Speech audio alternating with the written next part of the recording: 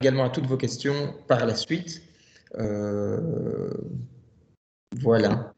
Est-ce que tout le monde voit l'esquisse pour le moment?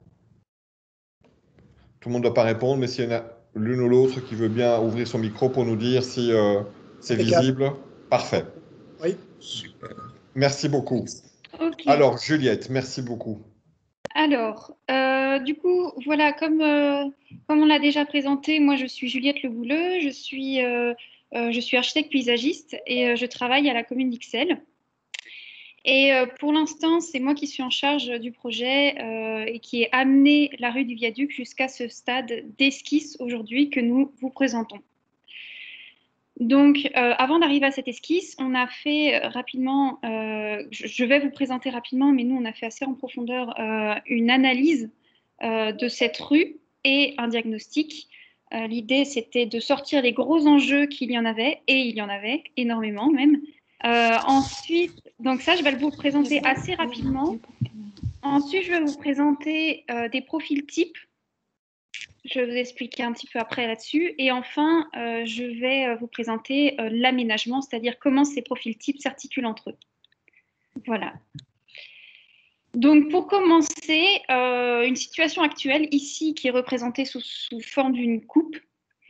Donc, vous avez actuellement, le long de la rue du Viaduc, vous avez 2 trottoirs de 2 mètres. J'insiste sur les 2 mètres parce que ça respecte ce qu'on appelle règlement régional d'urbanisme, qui est un règlement à l'échelle de la région qui permet de dire que ces trottoirs sont praticables pour les personnes à mobilité réduite. C'est donc une largeur qui est assez confortable, qui sont actuellement en dalle béton, mais en assez piteux état, comme l'a déjà souligné Romain.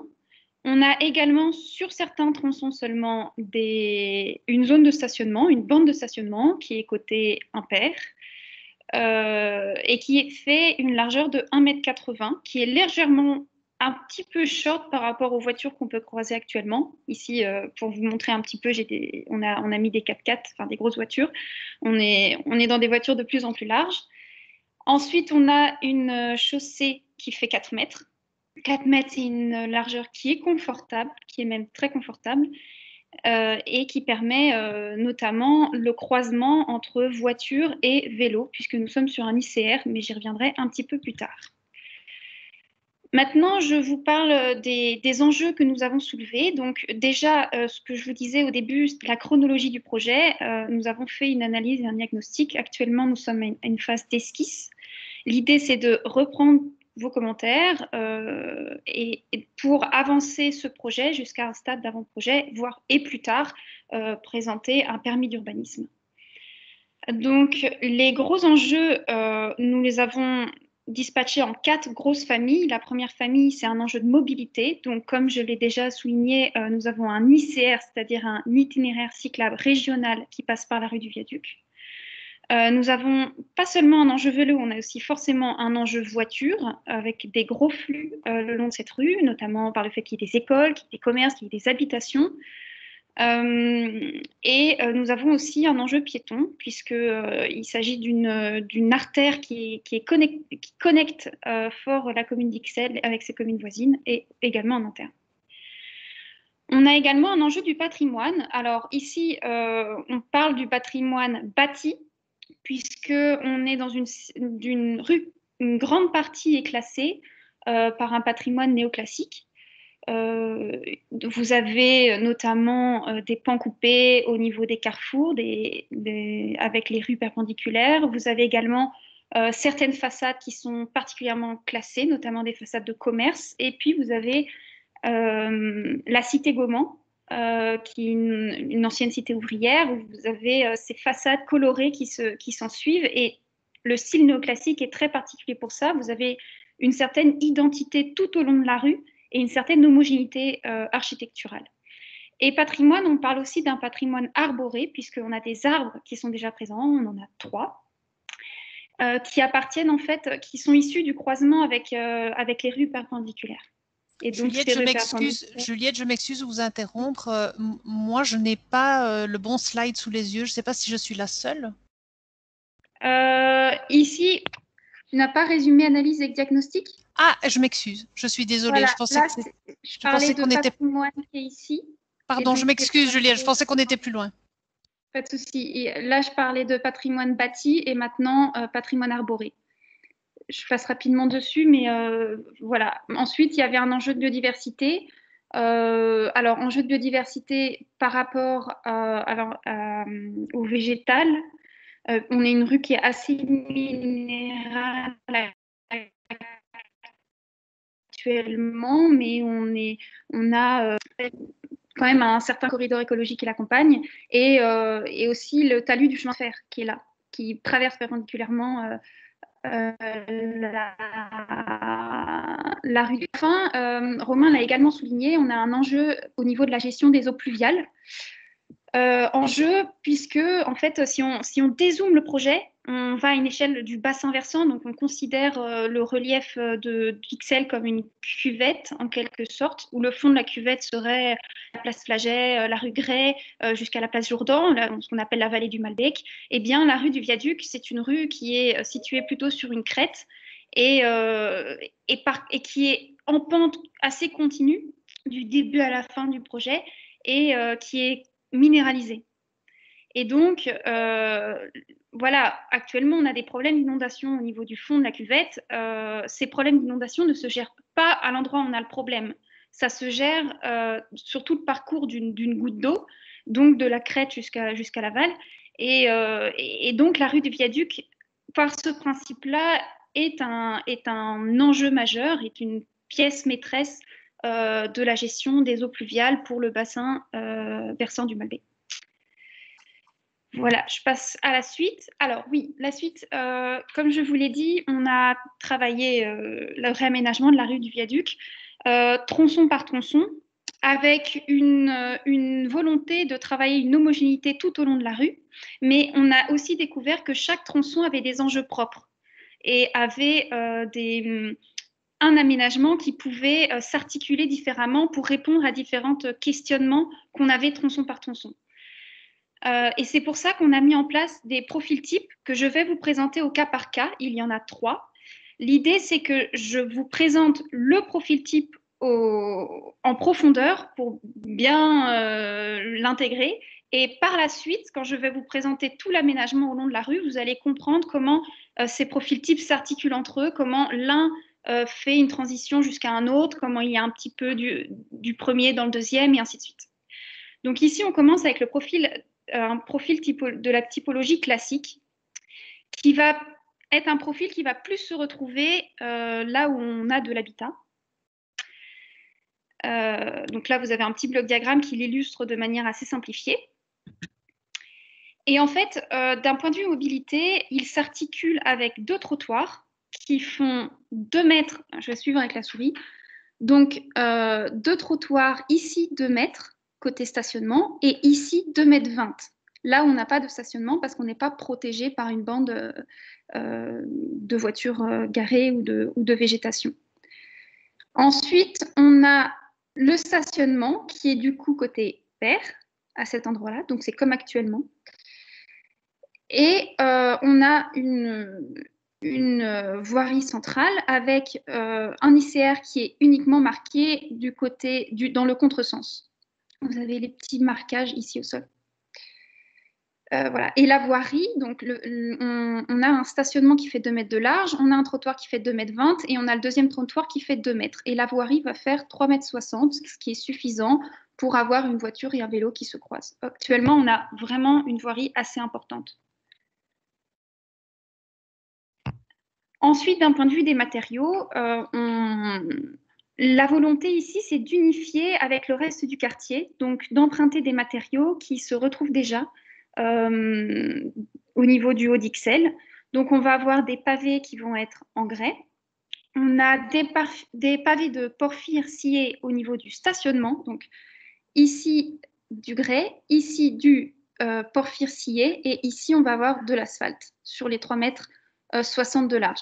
Il faut savoir qu'aujourd'hui, on a de l'asphalte sur les 4 mètres de voirie, mais également sur le stationnement. Ici, La volonté, c'est de rétrécir l'impact de l'asphalte pour également ralentir la voiture et avoir une voirie, une chaussée qui répond à tous les usages plutôt qu'être d'une typologie très routière.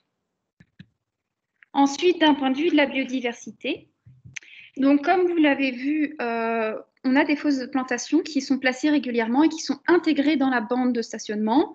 L'idée, c'est que ces fosses de plantation sont assez larges. En fait, elles font 2 mètres de large, puisque ça correspond aux 2 mètres de stationnement, et elles font 3 mètres de long. Donc, elles vont avoir 6 mètres carrés. Ici, ces 6 mètres carrés, ça nous permet de ne pas uniquement planter des arbres d'alignement qui sont identiques, mais d'avoir une vraie palette végétale dans la rue. D'avoir une palette végétale avec des arbres, mais également des arbres de 3e grandeur, donc plus petits, ou des arbustes, voire des plantes plus basses, mais d'avoir vraiment un vrai cortège floristique. Donc ici, on vous a mis des exemples de différents arbres, arbustes et herbacées qu'on peut retrouver. Ça peut, par exemple, devenir des plantes utiles, puisqu'on est proche d'habitats, etc. On peut avoir des plantes qui ont des odeurs particulières, qui ont des floraisons particulières, qui ont des feuillages en automne, qui ont certaines particularités et qui rythment une saisonnalité dans la rue, saisonnalité végétale. Et enfin, la gestion des eaux pluviales se fait de part et d'autre de la chaussée. Donc, vous avez les traits pointillés bleus qui sont les caniveaux, qui récupèrent, comme la rue est bombée au centre, ça c'est la typologie des rues bruxelloises en général, chaque caniveau récupère le trottoir et la moitié de la chaussée, et ce caniveau-ci récupère en plus le stationnement, la surface du stationnement. Ce qu'on aimerait, c'est relier l'eau, le caniveau, celui-ci, avec les zones de plantation, parce qu'on récolte de l'eau, qui est en partie de l'eau de trottoir, etc. Pourquoi pas la rendre utilisable pour l'irrigation. Donc, on a mis en place un petit détail technique, vous voyez ici dans l'image de référence, qui est déjà connu, il y a déjà des projets qui intègrent ça. Alors ici, vous avez au milieu d'une tempête, et donc forcément, la fosse de plantation est inondée, mais l'idée, c'est d'essayer de récupérer l'eau et de faciliter l'irrigation, pour avoir vraiment un cortège floristique qui est intégré dans un cycle naturel. Ensuite, je vous présente le deuxième profil type, c'est la typologie partagée. Donc, la typologie partagée va se retrouver à des endroits plus rares comparé à la typologie classique, et ça va être des endroits particuliers qui sont, par exemple, proches de lieux publics, ou alors il va y avoir une affluence des modes doux, des piétons, des vélos, etc. Donc, ça va être proche du parc, ça va être proche des écoles et des choses comme ça. Donc, d'un point de vue de la mobilité, ici, sur la zone centrale, on va avoir un partage des modes. On ne va plus marquer le contresens ICR, vélo, etc. On va vraiment être dans les voitures et les vélos qui se suivent. Et voilà, du coup, la voiture qui ralentit plus. On va également avoir des flux piétons qui peuvent être transversaux et qui peuvent même être à l'intérieur de cette typologie-là. On a des bordures de part et d'autre de cette chaussée, que vous voyez là, qui sont diminuées à 2 cm. Et enfin, on a des espaces piétons, ici 2,20 m comme la suite, et ici qui font 4 mètres. 2 mètres de ce côté-là, et ici une sorte de bande utile qui va retrouver des arts sous vélo, mais également des arbres, on va le voir un petit peu après, aux endroits qui marquent les entrées d'école ou des choses comme ça. Il faut savoir que le stationnement dans ce tronçon-là n'est pas supprimé, mais il est largement réduit aux endroits où c'est nécessaire, où on a des habitations, etc. etc. Voilà. Ici, l'idée, c'est d'accompagner cette typologie partagée également par les matériaux, où, à nouveau, on essaye de réduire l'esthétique routière avec l'asphalte, etc. Et donc, le fait d'unifier les usages entre eux passe par le biais d'unifier les matériaux. Et donc, on va avoir le même matériau de façade à façade qui va être des pavés de porphyre scié. Et enfin, d'un point de vue de biodiversité, j'en ai déjà un petit peu parlé, on va planter des arbres, mais de manière plus ponctuelle que la typologie classique.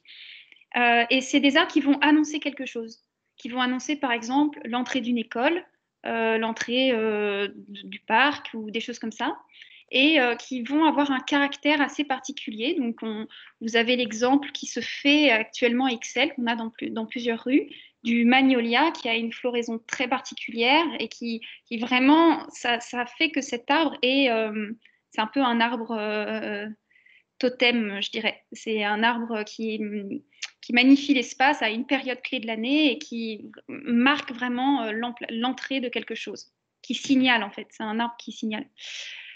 Voilà. Et enfin, la gestion des eaux pluviales est également intégrée dans ce tronçon. On pense notamment à l'intégration de pavés enherbés, pourquoi pas sur cette largeur-ci, qui contient des arceaux vélos. Et également le fait d'avoir des pavés au sol, ça a un rôle dans la gestion des eaux pluviales, puisque forcément, quand l'eau sur une rue en pente va circuler beaucoup plus vite quand le sol est très lisse, très plat. Le fait d'avoir des pavés au sol ralentit la vitesse de l'eau et donc il y a moins un effet tunnel quoi, de l'eau au moment où elle dévale une rue. Ça ralentit le flux. Voilà. Et enfin, j'arrive au troisième et dernier profil type, qui est le profil éponge. Qui est un profil qui est très spécifique, qui se retrouve dans un lieu en particulier et qui va avoir un rôle écologique plus important. Donc, d'un point de vue de la mobilité, comme le profil précédent, il s'agit d'un espace de type partagé, puisqu'on a les voitures qui sont au centre, mais également les vélos. On n'a plus de marquage au sol d'itinéraire cyclable régional. Et on a également une possibilité pour les piétons de traverser ou même de marcher au sol. Mais on a quand même, comme le profil précédent, des trottoirs ou des espaces où les piétons ont leur espace propre séparé. Il y a une certaine perméabilité quand même. Et enfin, c'est un tronçon qui, cette fois-ci, ne contient pas de place de stationnement. Au niveau des matériaux, comme le profil précédent, on unifie. On a une unité de façade à façade avec du porphyre scié. Et enfin, d'un point de vue biodiversité, ici, l'idée, c'est d'accompagner la rue du Viaduc avec des espèces herbacées qui vont être herbacées et arbustives qui vont être de milieux humides. Donc ici, on est dans un endroit particulier qui est déjà intéressant d'un point de vue écologique.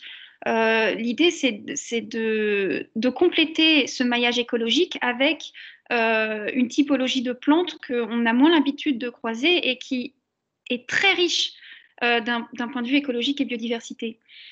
On a également, on récupère les eaux pluviales par ce biais.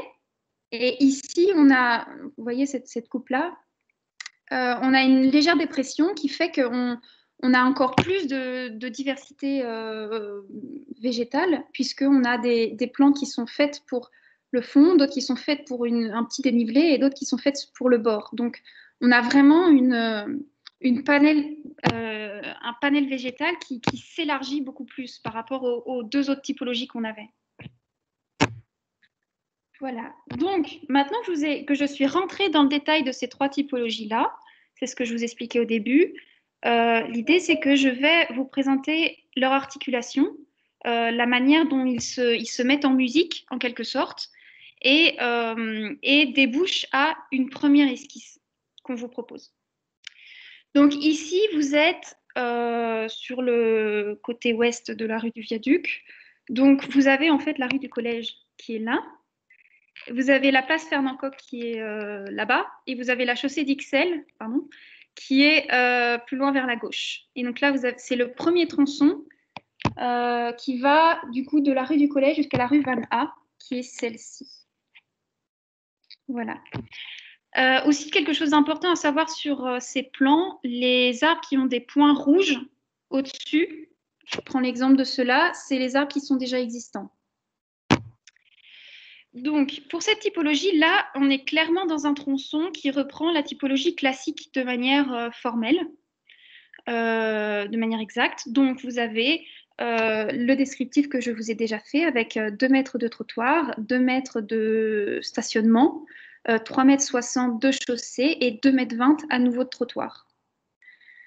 Vous voyez que les fosses de plantation sont assez régulières. Ça nous permet de mettre 3 fosses de plantation environ par tronçon, assez larges. Et on a des oreilles de trottoir qui sont positionnées aux endroits des carrefours. Donc j'avance au tronçon suivant qui est également un tronçon de type classique. Et vous avez l'exemple ici que je vous expliquais du patrimoine arboré qui est existant dans la rue et que nous, on décide de conserver, d'articuler le projet avec l'existant plutôt que supprimer cet arbre et en remettre un nouveau. Et c'est ça aussi qui est assez agréable avec cette typologie-là, c'est qu'elle nous permet d'articuler notre fosse de plantation en la plaçant à un endroit où il y a déjà un arbre existant et d'accompagner cet arbre existant avec d'autres strates. Donc, il sera accompagné avec des strates arbustifs plus basses, etc. Et donc, ça va enrichir écologiquement quelque chose qui est déjà là. Ensuite, vous avez des entrées garages qui sont régulières. Ici, il y en a une, par exemple, et c'est pour ça que vous avez une interruption de stationnement à ces endroits-là qui permet, quand la voiture arrive, de rentrer dedans. On a étudié forcément les rayons de giration. Donc, c'est quelque chose qui fonctionne. Voilà, je passe au suivant. Donc là, on est dans le tronçon entre la rue Sans Souci et la rue Gauffard. Donc là, typiquement, on est dans le tronçon des écoles. On a une école, 2 écoles. Je crois qu'on a une école de danse. Je pense que c'est ici. Ici, on est dans une typologie de type partagé, donc la deuxième que je vous ai présentée tout à l'heure, où on réduit le stationnement. Vous le voyez à cet endroit-là, devant les habitations.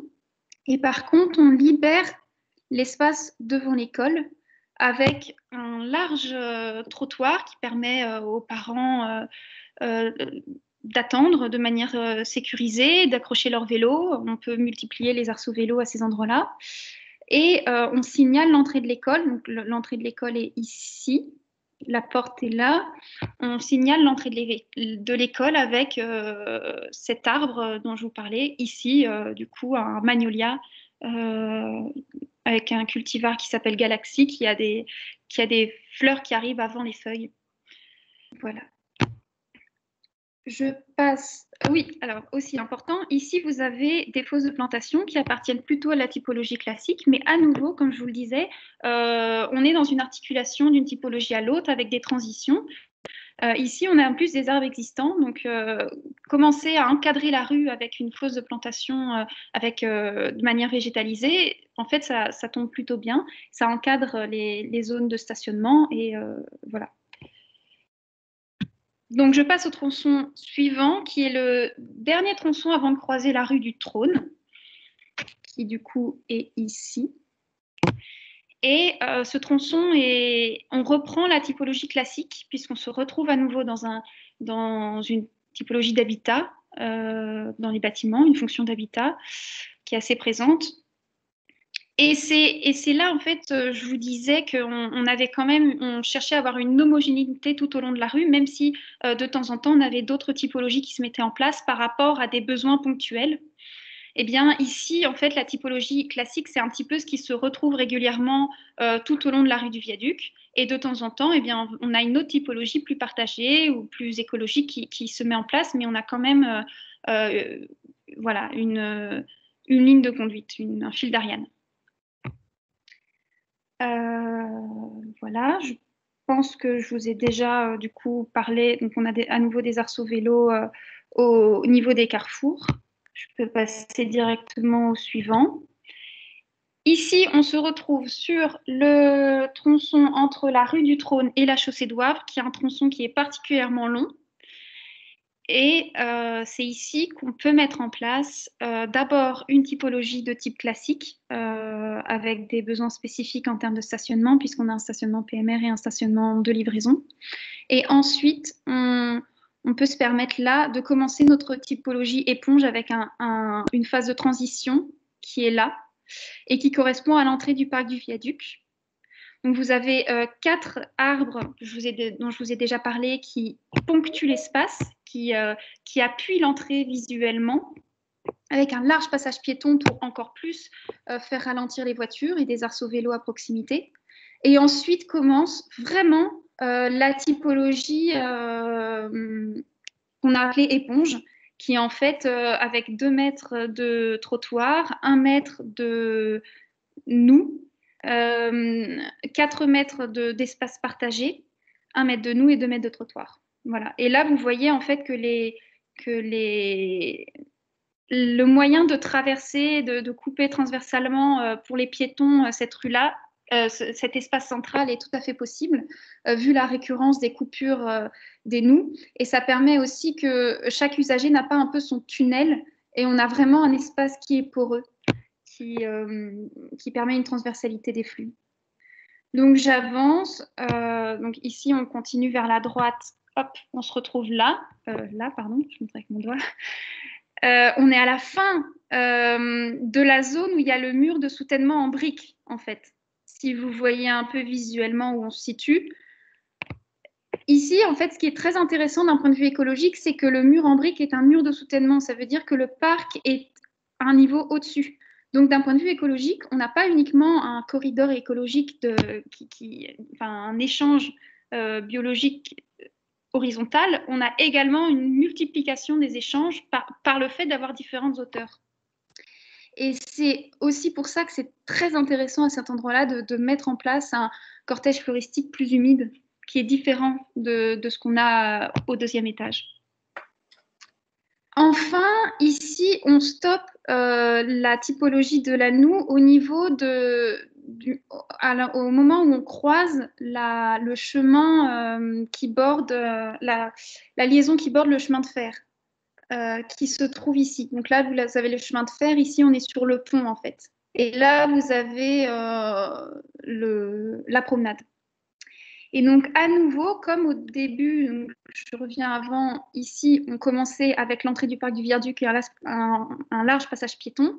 À la fin, on a à nouveau un large passage piéton avec un autre arbre appel d'entrée, appel visuel, pour enfin déboucher sur la fin de la rue qui reprend une typologie classique jusqu'à arriver à la chaussée de Wavre, qui est ici.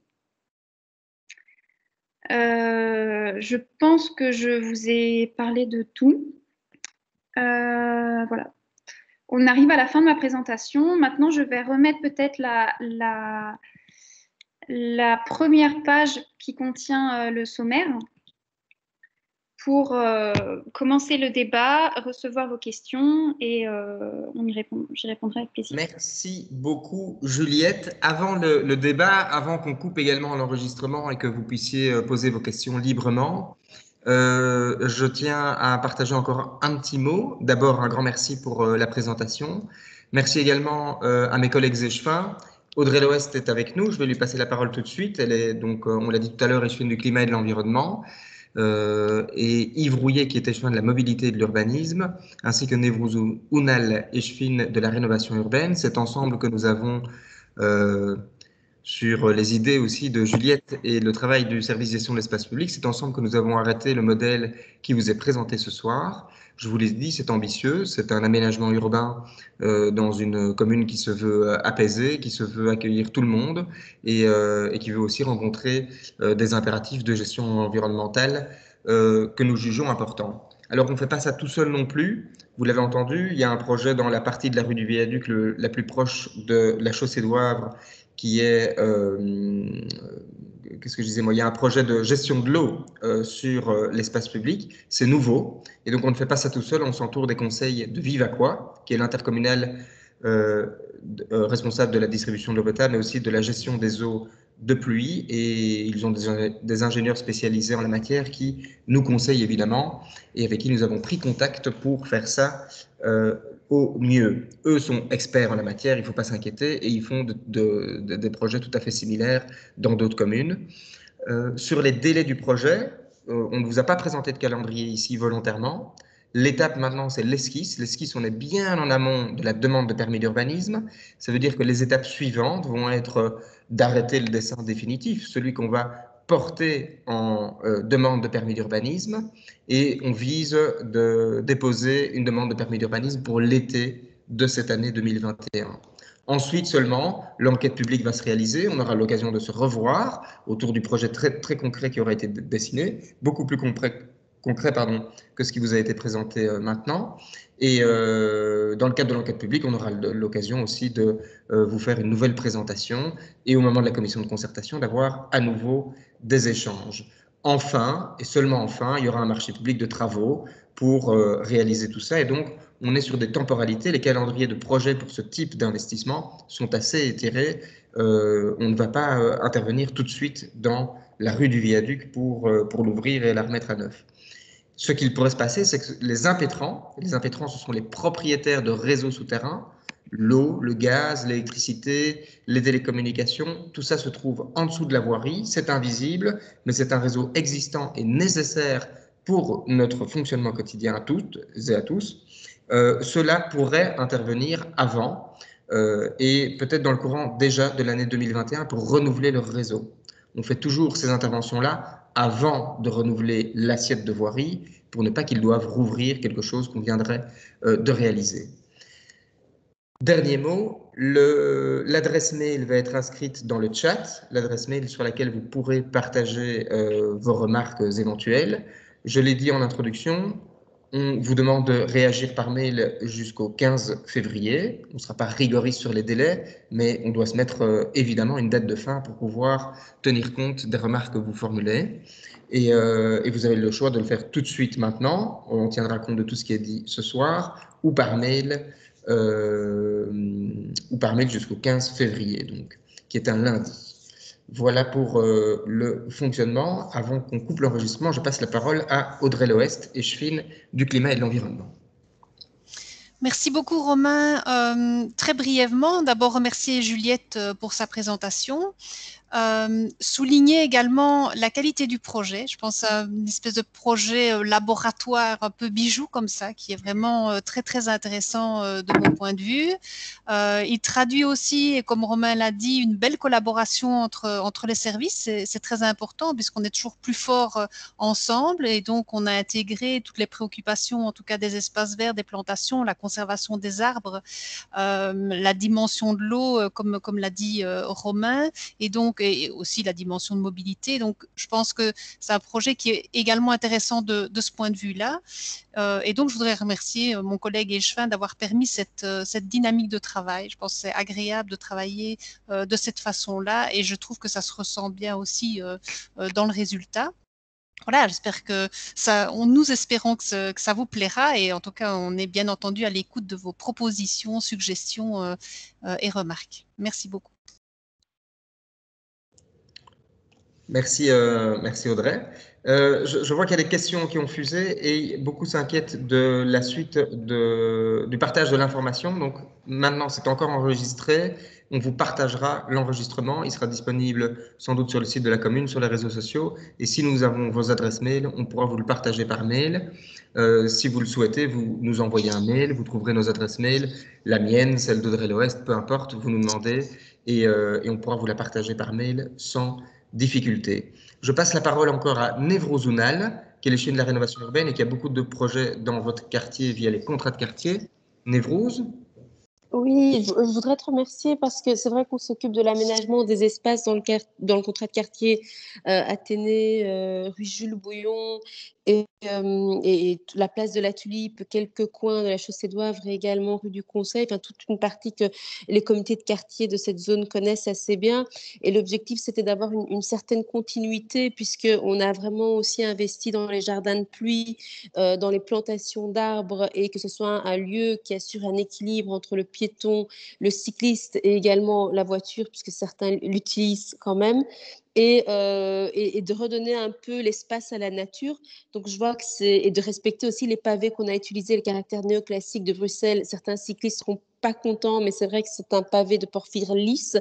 Et d'après les plans que je vois que c'est assez, ça va dans la continuité de ce qu'on fait. Et puis, je vais, au fur et à mesure des questions, je vais peut-être intervenir pour essayer de donner quelques petits conseils et remarques que les habitants nous ont nous également avisés lors des de l'aménagement de l'espace dans le contrat de quartier Athénée. Mais merci à toi. Merci Névrose. Du coup, on va passer aux questions et je propose alors Belinda, si tu veux bien, couper l'enregistrement.